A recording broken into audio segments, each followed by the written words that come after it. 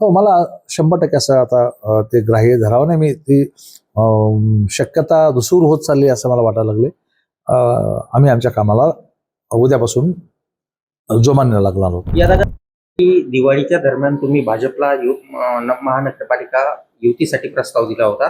अजूनही त्यावर काही उत्तर नाही. तुम्ही बावनकुळे यांची भेट घेतली, आज पंकज भोयर यांची भेट घेतली. या अगोदर तुमच्या बैठका सुद्धा झाल्या, पण अजूनही भाजपकडून कोणताही प्रतिसाद तुम्हाला मिळालेला नाही. आता पुढचं पाऊल कसं तुम्ही उचलणार आहे आणि काय निर्णय घेणार आहे? मुळामध्ये माननीय देवेंद्रजी फडणवीस साहेब, माननीय एकनाथ शिंदे साहेब यांच्या, बावनकुळे साहेब यांच्या सक्त सूचना आहेत की आपण महापालिकेमध्ये युती केली पाहिजे.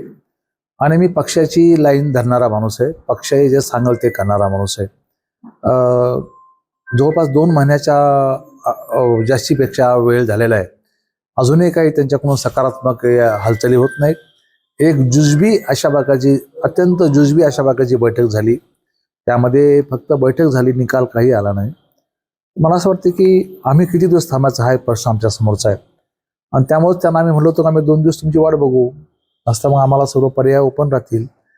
आज अजून बी आता वेळ गेलेली नाही. माझी विनंती आहे की त्याने लवकरात लवकर बसलं पाहिजे. आजपासून अंदाजे किती दिवस आपण समोर धरायचं की ज्या दिवसात या दिवसात नाही, आता आजपासून तर फॉर्म भरायला सुरुवात झालेली आहे. आता जसा जसा वेळ निघून जाईल तसं तसे युतीची शक्यता मावळत जाईल. आणि आज पहिला दिवस तर फॉर्म भरायचा निघून गेलेला आहे. त्यामुळं आता आम्हाला कार्यकर्त्याला रोखता येणार नाही, थांबवता येणार नाही. कारण की युती झाल्यानंतर जे लोक दुखावले जाणार आहेत त्यांना समजून सांगण्यापासून तर मग तो कालावधी मिळणार नाही. या अडचणी समजून घेत नाहीत. मला असं वाटतं की ते सिरियस आणि गंभीर नाहीत. पंकज भोयर आज तुमच्याकडे आले होते, तुमची भेट झाली, काही चर्चा सुद्धा मध्ये झाली असेल आजच्या या महापालिका निवडणुकीच्या अनुषंगाने. पंकज भाऊ माझा एकदम चांगला मित्र आहे, विधिमंडळातला सहकारी आहे. आणि जालन्याला येतो म्हणल्यानंतर मी सहज चहाचं निमंत्रण दिलं आणि ते मैत्री धर्म म्हणून या ठिकाणी आले. आणि मग त्या अनुषंगाने भास्कर आबासोबत होते. आपण बसलं पाहिजे. बसून काय आहे, प्रस्ताव एकमेकाचा अजून जाणार, अजून गेला नाही, आमच्याकडून नाही, आम्ही ते दिलाय त्यांना, त्यांच्याकडून काही प्रस्ताव नाही आला. त्यांनी करावं माझं मते लवकरात लवकर, रस्ता सांगून द्यावं मोकळं. आम्हाला असं काही नाही, आम्ही तयार आहेत कशात पण, स्वतंत्र लढायला तयार आहेत. परंतु ते पाप आमच्या डोक्यावर नको, आम्ही युती नाही केली म्हणून पाप त्यांच्या डोक्यावर जाईल.